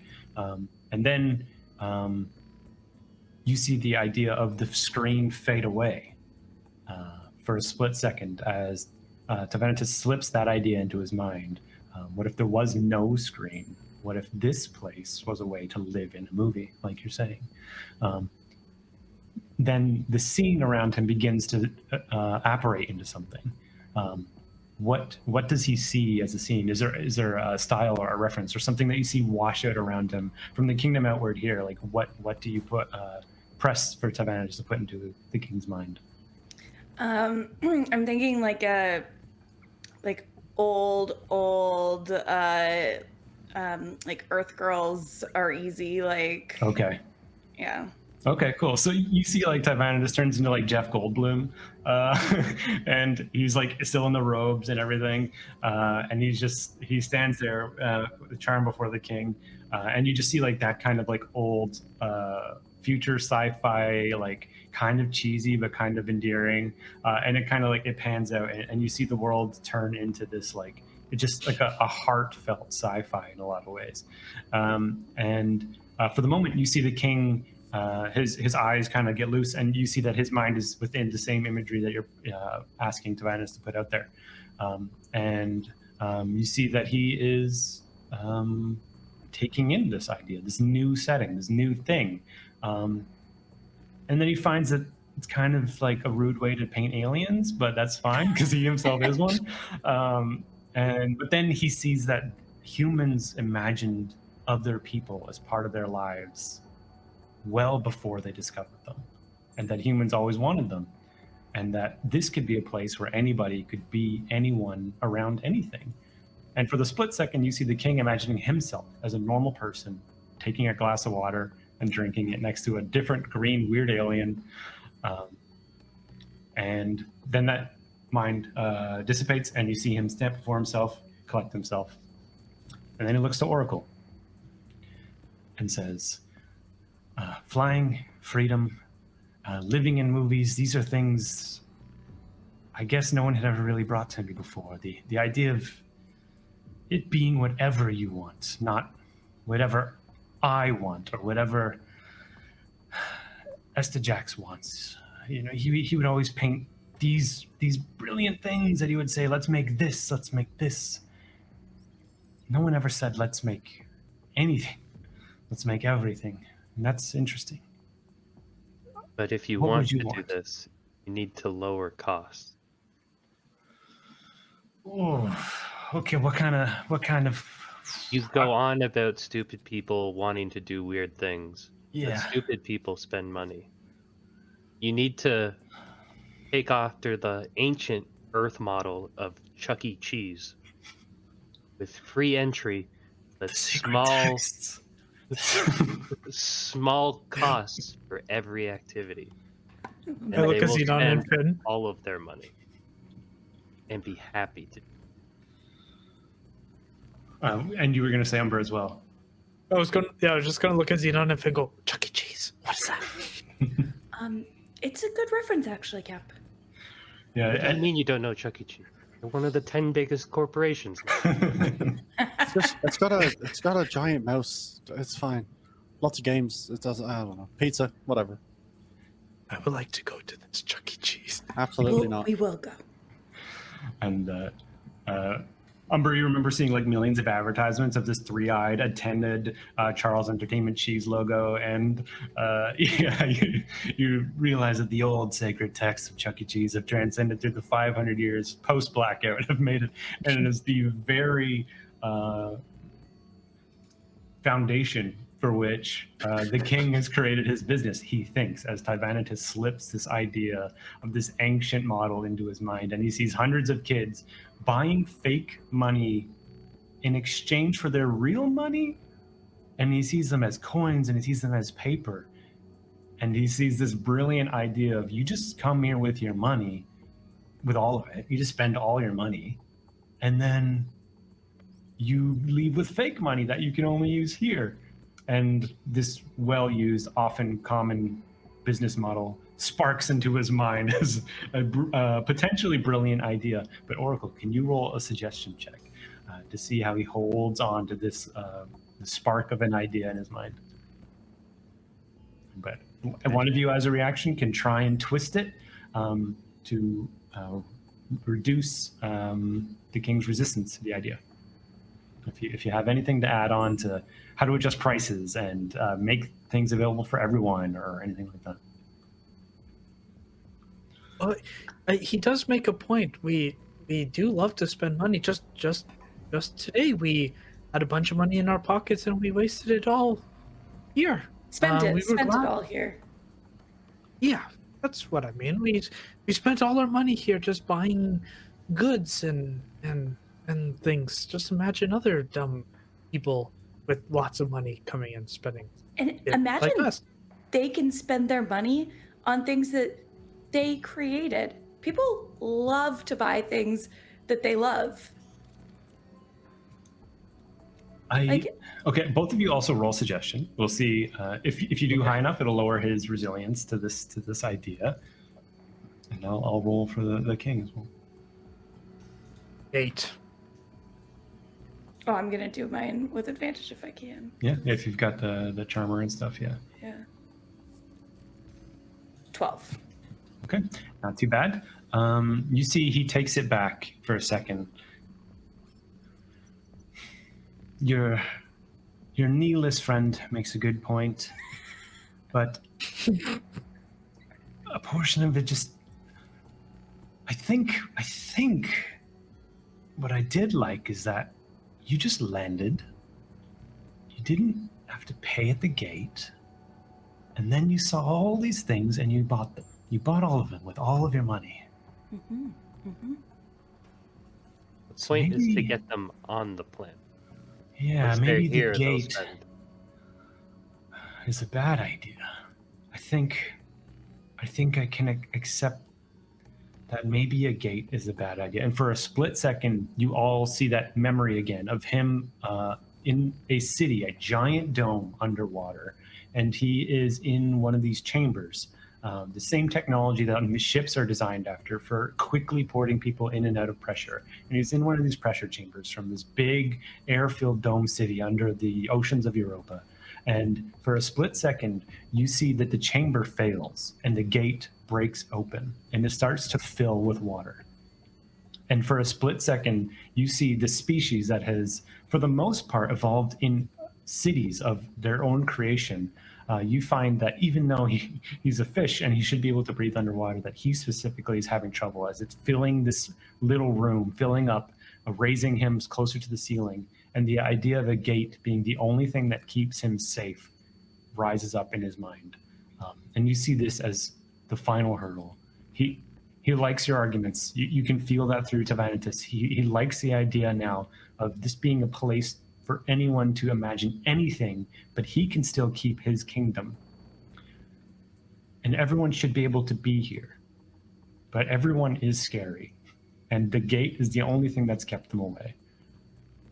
And you find that that is the last anchor in his arguments, that he only raised the price because he was afraid that people would come here and then by extension make fun of the thing he likes. So as he's kind of reeling back, Tivana just feeds all these feelings and emotions and memories back to each of you, and you feel that. If you would like to, you can elect one of you to like lead the next argument, unless you think you could do it in tandem. Either way is fine. But you have a few moments as he's pondering over the scary idea of dropping the gate, which is an exorbitant fee for just entering. Can I talk to Tivanitas in my head? Yeah.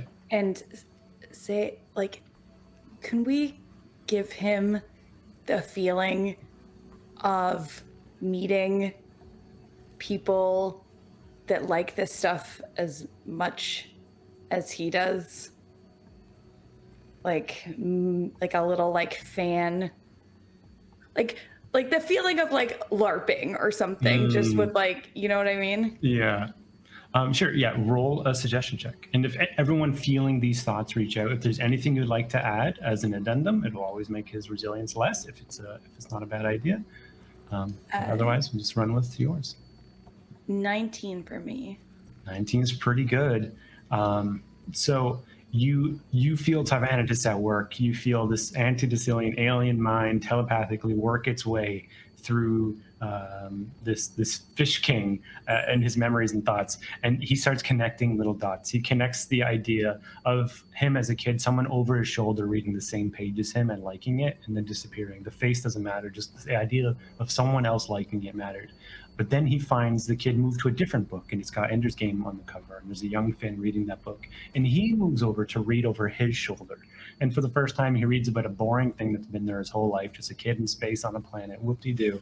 But suddenly, this other kid in a time before space is interested in something that seems so mundane to him. And then he sees, reflecting back to that moment with this gate and the water rushing in, and for a second, that fear comes back. And then the gate bursts open. And there's you, and there's Finn, and there's Oracle with knees that don't bend, right there at the door, pulling him back into safety. And knows that if there weren't somebody, and as his memory reflects back, he remembers that there were people, other Charokinds, that pulled him from this flooding room and kept him alive. And if there wasn't a gate to begin with, there would have never been a way for someone to save him. And he sees this idea of people, and he sees young Finn pulling him up out of the water, of the page of a book, and sitting in that room drenched. And suddenly he's on a bird flying over the city, and suddenly it's a ship instead of a bird, and suddenly a ship over a city that looks like an ancient retro idea of space from a human's perspective is really, really cool.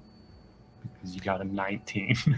And can I finish it with just like if I know it's really scary to tell people what you like and love people in, but if you don't ever do that, you're never going to find the people who really, really like that stuff too. And it's way better than a bunch of NPCs. And you see that he takes that back. And you see the four scepters, he just lets go. And they fall out of the little grooves in the forearms of the chair, and they fall to the side. And a guard comes rushing back, and he throws a little crystal through the air. And the guard yells, "I found it!" And he whips through the air, and the king reaches a hand up, grabs onto the little crystal, and taps it onto his computer. And you just see the words Ender's Game kind of ride up around him. And you see that it flicks into a movie version of the book. Oh, no. Oh, shite. That, oh, God damn it. as like kind of like an opening credit scene begins, holographically displaying in front of him. Fuck off, Harrison Ford. You old bastard. You see that he is excited for the first time, and he eyes each of you, and Tivanitas kind of like lets himself loose as he feels and nods to each of you more mentally than physically. And you see the king say, "Okay, I'm willing to. I'm going to sit down. I'm going to watch a movie about space." And he kind of rolls his eyes, but then he shrugs it off. And I'm going to try and like something new.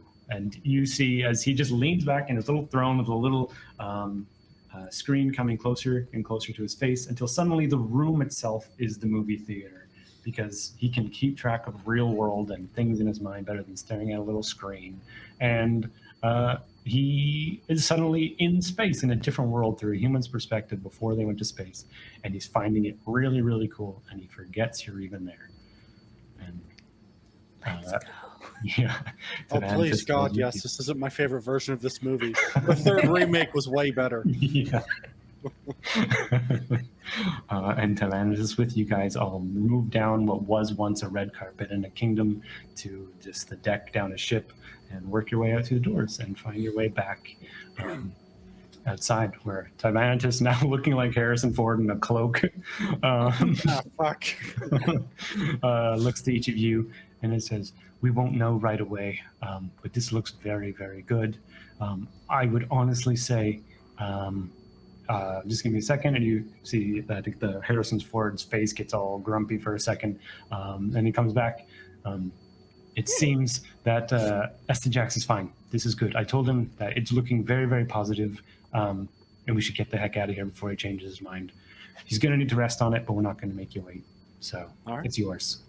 And Zenon, ping on your computer, you get the acknowledgement right away. 600 credits coming your way. And that 30 credit charge I accumulated at the beginning of our trip here, do I need to pay that? You know what? I'll take care of it. I think it's just better that you guys just go. Just get out of here before he changes his mind at all. And what about the 1% of total sales? I think that was supposed to be for you to negotiate. That was in there. And there you would have said that. That's not for out here. We would have lost him. Okay, let's go. Let's get out of here. Let's get out of here. And as you're going, you see Harrison Ford put his fingers up to his head for a second, and you see it flicks out for a second. You see that blue-skinned, only 6 eyes, like slit like light coming out, and the antlers, and then it flicks back to him. You're gonna want to be quick. Okay. Why? I got a message. Apparently, a lot of tourists are coming, and that doesn't happen. And Finn, I've For got your me? secret. Ah, I don't. shite. I'm just saying. I know you've got secrets, and by Oh, extension, okay. they've got secrets, and you are obviously runners, and you should run. Shite. Okay, yeah, thanks. Okay, team. Okay, let's get going. Cheers, let's go. Let's go. And Oracle, do you need those knees? Yeah, Oracle, you're running. To be fair, I think Oracle has knees, right? Yes. Got knees, You don't need new knees. Well, that's a I relief beg to because we differ. left without even letting them give them to you. How do you can you just give someone knees? I don't know. Whatever. Let's go. And as you all take off down like what was once a village but is now just like the decks of a ship that somehow fit back to the ground, and like it looks kind of terrible, and you realize in the back of your mind like they're really gonna have to work on this system to make this make sense, but hopefully that's for them to figure out. And you make your way down to the ship with a new coat of paint, looking orange and armored and stronger. Lift up towards the dock where there will be a chamber, and you can leave this port and station, getting the heck out of here aboard the Juniper's Eye. And is there anything you'd like to do as soon as you get aboard? I'll check to see if I can see anything on our scanners that are like close or coming nearby. Yeah, I'd say make a decipher check, since you guys still just have the little scanner. You don't have the big boy. Yeah. Ooh, that's a 20. Dirty 20. Okay. Zenon, you may want to make a decipher check at the navigations as well. But Finn, yeah, you come up with a lot of incoming ships right away on course for this location. And you can see that there are 6 at the least. It could be between 6 and 10 as far as the scanners. It could be a few close together, or they're bigger. You're not sure. Okay. Captain, we've got at least 6 ships coming. I don't know if this is part of people that were on us before, but my recommendation is we haul ass and maybe launch out the decoy again. That sounds like a plan. I'll get that ready. What? Just Do you know you heard how? me. I rolled a 20 on some navigation to get us somewhere away. Okay, so then the question is, you know that your next job is closer to what is known as Eidolon, the outer reaches of space. That is where your next job on the docket would be, and you've kind of sent out a feeler to request this job. You can return there, or you can just go to a random position and just kind of let navigation just take the wheel. Additionally, you guys have point drive. If you want to, you could try and activate that. You've got 2 resources. You're just going to take those checks to do it. We Would we buy have resources when we were on the planet. Yeah, we We bought resources, Ben. Okay. Sorry, Captain. Excuse me for assuming that we didn't, considering you almost never do. I think maybe we go somewhere just away first, and then we'll point drive over. Mm-hmm. All right. Like a plane. Yeah, we're just gonna go just away for now, and then we'll point drive back over. Whenever. Okay, so moving at normal speed, you begin to try and essentially take evasive maneuvers to get away from this area. Yep. So how this is going to look then, as these 6 ships are very rapidly approaching, having already reached top speed coming your way, you guys have to accelerate. You have to get going. Mm-hmm. So Finn, you're going to make agility test, and Yep. Zenon, you're going to make either probably decipher test to find a path out of here that is helpful, safe, and may help you with evasion. And at the moment, Umber, you can always do your captain stuff if you like. You can help with leadership roles and boost theirs. And at No, the he moment, can't. there's nothing else. But Yeah, I'm gonna be like, okay, crew, we're gonna hunker down. Finn, we're gonna do your plan. Zenon, eyes on the prize, and I'll roll leadership. roll leadership. Let's see if God. it fits the. It sounded like it'll fit. That's a 4. Yeah, that's it. That works. So he reduces. Right? No, unfortunately, he's stuck doing that, so he can't help out with anything else now. But he did not increase their rolls, and well. I got an 18 on agility. Okay, so you kick it into drive real fast. How's the navigation looking? 24. Oh, this is a crew that's working good together. You find that there is a bit of an asteroid field that will fuck with some of the sensors and arrays and stuff, and they'll have to do a little bit more work to figure out the one moving that the other ones aren't, kind of thing. Yep. But it will help, and so you guys take off in that direction, starting to weave as Finn takes the wheel and moving toward a bit of an asteroid field. Oracle, can you send out the decoy? Mm-hmm. Captain's busy trying to give us a speech, and he won't shut up. You're just amping them up, and they're trying to tune them out. And you got the decoy there. I start rambling on about a story that has no. Yeah. I'll wait until we get towards the asteroid field, and I'll shoot it in the opposite direction that we're going. Okay. So as soon as you break out into the field, Finn. Well, I guess at this point, Finn, you are focusing forward. So Zenon, on the situational awareness, you are seeing that it is definitely at least 6 ships, and as they're breaking apart from each other, you see that there may be a 7th. But now you know that is fewer than the potential before, and you break into the asteroid field. Can you? Is there a roll for the decoy? I don't remember. No, you just fire it using a resource, and then they will test. So I will test for those ships as you guys pilot on. Is there anything we could do to figure out what type of ships there are exactly? Yeah, like you who would be they're able owned to use by? your short scanners with Decipher to try and figure that out. What do you You want to know? immediately see it is a 15, so 2 of the ships follow you. The rest follow the decoy. It's not bad. And don't forget, you have your other systems. So you have your shielding station, you have your weapons and repairs, and those need to be manned to use. So we can say that potentially one of those is maybe repairs is in the mech bay, for example, so that Oracle could access it if he wants to, but I think ranged weapons was Umber's. I don't remember how you guys divvied that up. I'm gonna be like, I'll man the guns and I'll run. I'll be like, this is my first time. Are we fighting? I guess just in case. I got a 21 to scan the ships, by the way. Okay. You could tell that these are absolutely Imperial ships. And you you notice that there are still just the two following you, and that they are more scouting class. So they are not huge battle classes by any means. They're fast and agile, kind of like your ship.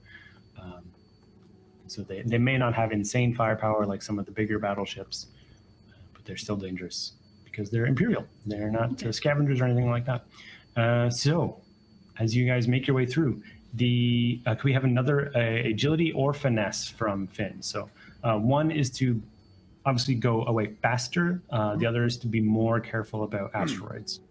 I'll probably go finesse this time. Okay. 16. 16. Okay, so taking the time to actually weave through the asteroids, and in addition to that, like stick close enough that they might mess with some of the computer arrays.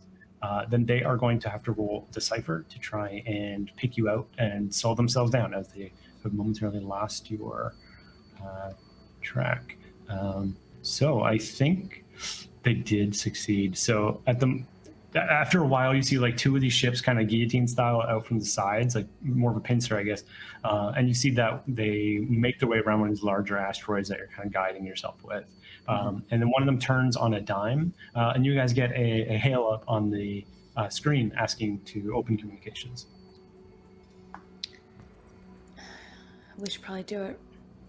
All right. I think we should also start calculating. Might be able to just peace out. All right. I'm good with that. Yeah, let's open and I'll start Who's doing the talking? It depends I'm who not the answers. guns. I don't know. I'll do it. All right. Unless Oracle wants to. I can talk to them. Okay. Quite good at this. All right, good. Zenon, I need you for the calculations anyway. Perfect. Okay. So Oracle, the camera opens up at your station, and you just see a man in imperial steel blue outfit, just a human with like almost nondescript features standing in front of an array of people working on the ship, and just says, "You are the crew of Juniper's Eye. We need you to be detained and resist, and engines off. We'll bring you in." You need us to be detained and resist? And if you resist, like he turns over his shoulder, and in that moment, you see someone in like a finer uniform, like black with like red stripes, like on like the collar. He leans down and says, "We will bring you in, and you will not survive." You'll bring us in and we won't survive?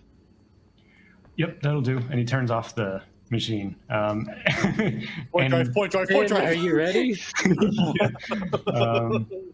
And then you see that one of the ships takes a shot at you.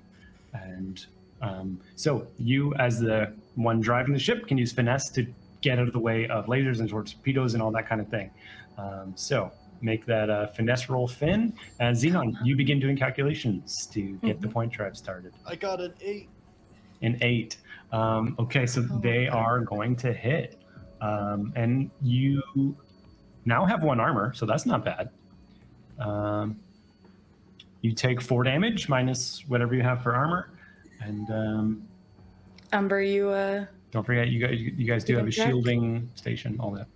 Mm-hmm. So, I'm gonna fire back. okay. No one shoots Juniper's Eye. Scorch that new paint. Okay, make a finesse attack as you kind of make your way into position to take a shot back. And Zenon, did you roll your first damage? I don't remember. Yes. So I've rolled a 22, and I also have a question. Can I see, can I bring up the video feed to just view it? So where yeah, we are? I'd say at the very last moment, as Oracle was starting to call out, as the guys were like leaning, like that'll do. You click into the feed right as it's about to cut out, and you see very clearly the outline of your brother in his uniform, and you know that he means business. Cool. So, yeah, 22. I'm calculating. Okay, so with the point drive, you Oh, it's not a nat 20, is it? It's just a 22. It was a 19, yeah. Shoot. Okay, so that's one success down. 2 more to go, and you'll be on guard for your right location. Which remind me, are you going towards the Eidolon, edge of space, towards your next job, or is there somewhere previous you would like to go to? Random planet area? Is there anything, or do you not care at all? I think we might as well go. Whatever you think, Finn, but we might as well go to the How well next would I know job. about getting like tracked after using a point drive? It's very difficult. Make a decipher check for me. Sure. I mean, we're going towards the edge of Dirty space 20. anyways. Dirty 20. You know that when communications are open, hacking attempts are possible. Right. And you guys caught the edge of that feed where he says that'll do. So you know that potentially they had access to your system for a split second, and they could pick up information from your computers at that moment because they're Imperial ships. They have a lot of technology that is intense. So just like you guys are able to hack, they were able to hack, and they may have information based on your computers, or something else. So They honestly might know where we're going already, so maybe we just go random planet. All right, let's do it. Random planet. okay. So yeah, which planet would you like to go to? With the exception of Mars, which no longer exists because it was eaten by a black hole.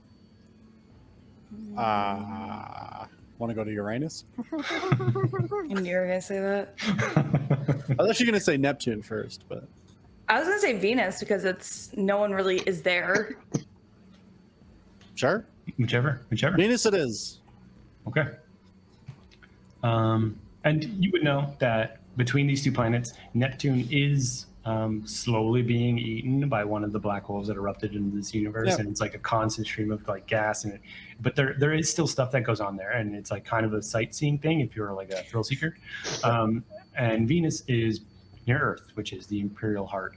So you know that there are like mining colonies and stuff there, but it's not really habitable. But that doesn't necessarily mean they nuke for you there. So. All right, so you're locking in for Venus then? Yep. Okay, so then it'll just be the 2 more as we go through the loop. So the second ship is going to attack you guys as well. Okay. So make that agility roll to evade. Agility again, eh? Cool. Yeah. You got it. 16. 16, yeah, the shot goes wide, just explodes over an asteroid as you guys are making your way. And you guys would know, Finn, you as well. Can you also make a finesse test while you are driving? Yes. Because you don't want to bring anything with you when you go. Oh, it's a 5. Okay, so at the moment, you're in a pretty bad spot, but you're not teleporting yet. Yep. So as we go through the rounds again, is there anything from... I guess we can go clockwise, like for initiative, like here in ships. So like Zenon, Umber, Oracle, and then Finn last. What would you guys like to do? So I assume I'm still have to make more decipher checks to continue calculating, but I got a 10, so that's so this one fails. So it's 1 pass, 1 fail, and then Umber. Is there anything you'd like to do? Are you still manning guns? Is that what you're doing? Yeah, so I rolled a natural 1 on the first one, and the second ship that blasted, I'm gonna try to shoot it. Okay, shoot at that one. 14. 14. Okay, you shoot to hit. Roll damage. I think. Did you guys upgrade your weapon or no? No. No, we No, talked so about it's it. We 2 never did it. damage. Okay, so this is the D4. Yeah, 2 damage. 2 damage. Okay. Good to know.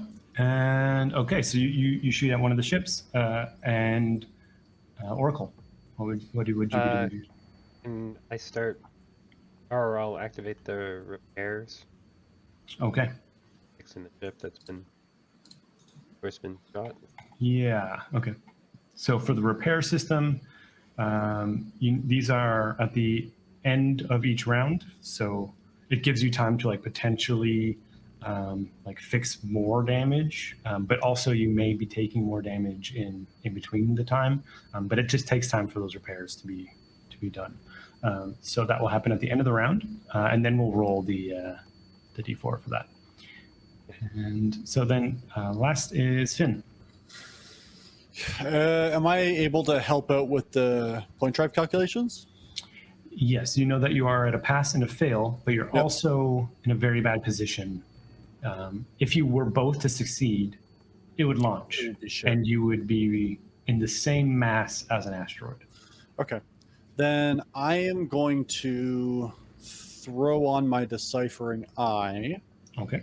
And then I want to try to navigate around through the asteroids more and just try to lose them a little bit. All right. That'll be finesse then. Yep.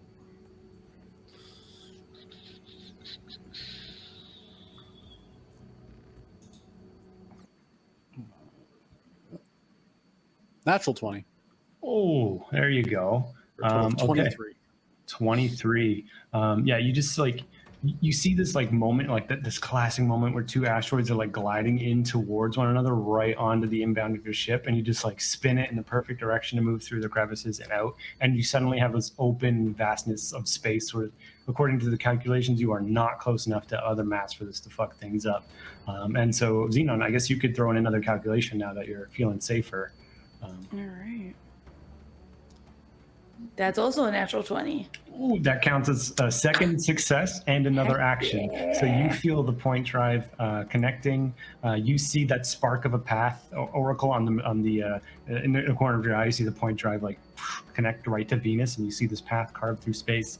And you guys feel it going. Zenon, as you guys are about to hit into like faster than light, or not necessarily faster than light, but like fast. Yeah. Is there anything you do with your extra action for the crit? I don't know if this is doable. Could I tell Umber to shoot again, but like I'll be like the guy that Umber didn't see on the screen. I kind of just did like when you flipped it up for the last second. It was just everyone like in this room saw it. Like you just brought it up on the screen, right? Mm-hmm. So yeah, I'm gonna say Umber, shoot straight at the glass. Okay, so you feel the ship warming up, the hum of the point drive, that slight ring in your ears, and then Umber make an attack as you guys are about to slip through space. Natural 20. No way. 20s in a row. So good. Holy shit. So if you want to, you can attack twice. You can do two actions basically. So if you want to, you can just attack twice, or a second time, and roll damage for both. But the first damage is doubled. So that's 8. You see that first ship take on a huge spark and a quick, brief shoot of flame, like when you guys breach that other ship, before the hull systems lock off everything that's exploding on that ship. And what was the second shot? No, sorry. Hold on. I fucked up. So I rolled the attack twice, but the D20 landed on an 8. Oh, so the second was a miss. The second one was a miss. Okay, so just roll the damage for the first then, as the second shot goes wide. Or okay, so a lot less cool. So you doubled it to 2 damage. But yeah, you do see like dead center on the middle of the ship as shields evaporate and spark off, and you know that had there not have been shields, it probably would have been a little bit more affected anyway. And their shields are stripped away. And Zenon, you have the button to go. Is there anything? Right before we jump, I just want to like take out my phone or tablet or whatever and just send like a middle finger emoji to my brother, and then just take off. Okay, and you get the sending, sent, and boom, hit the button. You guys immediately like break out through space, hitting the point drive. You go full speed towards your next destination. And within, you see all these planets stretch into like wide, impossible plains for a second before zipping off. Seeing all these, for a moment, you do see like one of the giant black holes that appeared in the position of Mars and just obliterated it. For a second, you see that as like the entire one side of your ship is just blackness. Like on the left, you see like the stars and everything zipping past, and on the right, there's nothing. And then you move past, and for a second you see a tiny pinpoint as the ship navigates itself around mass as if it's anchors. And you know that as the point drive works, it uses heavy things in the universe as a way to travel. and you zip past Earth, and then eventually you find yourself at Venus, where in like basically a split second, it feels like you are zipped open over the desolate, acidic Venus, which is a terrible place that has never been terraformed. It is a mining colony. And at that moment, you find yourself within a split second reaction. Finn, can you roll finesse for me here? Sure. It's a 10. You find that as you guys appear, there is a massive mining cargo ship moving in your direction. And Oh, shite. as soon as you spin and hit the wheel, you just barely get out of the way, and you're going to be taking minimal damage as you basically bounce off the front of this thing. I think it was a 1. So with your armor, nothing. All good. What did we hit? Sorry, nothing. It's just a bump on the road. It's fine. All you hear is my paint. You didn't even pay for it. Yeah, and as the ship's like bouncing off a little bit, rolling through space, and you correct the position, we do see these flecks of orange paint on the side of the ship that have scraped off. You just see the silver underneath, right along the side of the ship. As we kind of pan out and we see the Juniper's Eye over Venus, and if we were to zoom out further, we would see Earth and the heart of the Alliance and the imperial forces that they are running from, and the full fleets and systems and colonies. And we see on a distant computer a middle finger emoji pop up, and you see a fist slam down. And I think for today, that's where we're going to end it. Nice. So thank you, everybody. Thanks for watching. We're the Casual Ones. This is the Heists and Crimes of Juniper's Eye. We stream Tuesdays, Thursdays. Thursdays we do D&D, and you can see more of this in a real good fantasy land as a fish emperor would love to see. And I think that's it. So thank you guys for watching. Bye-bye. Thanks, everybody. Bye. Bye.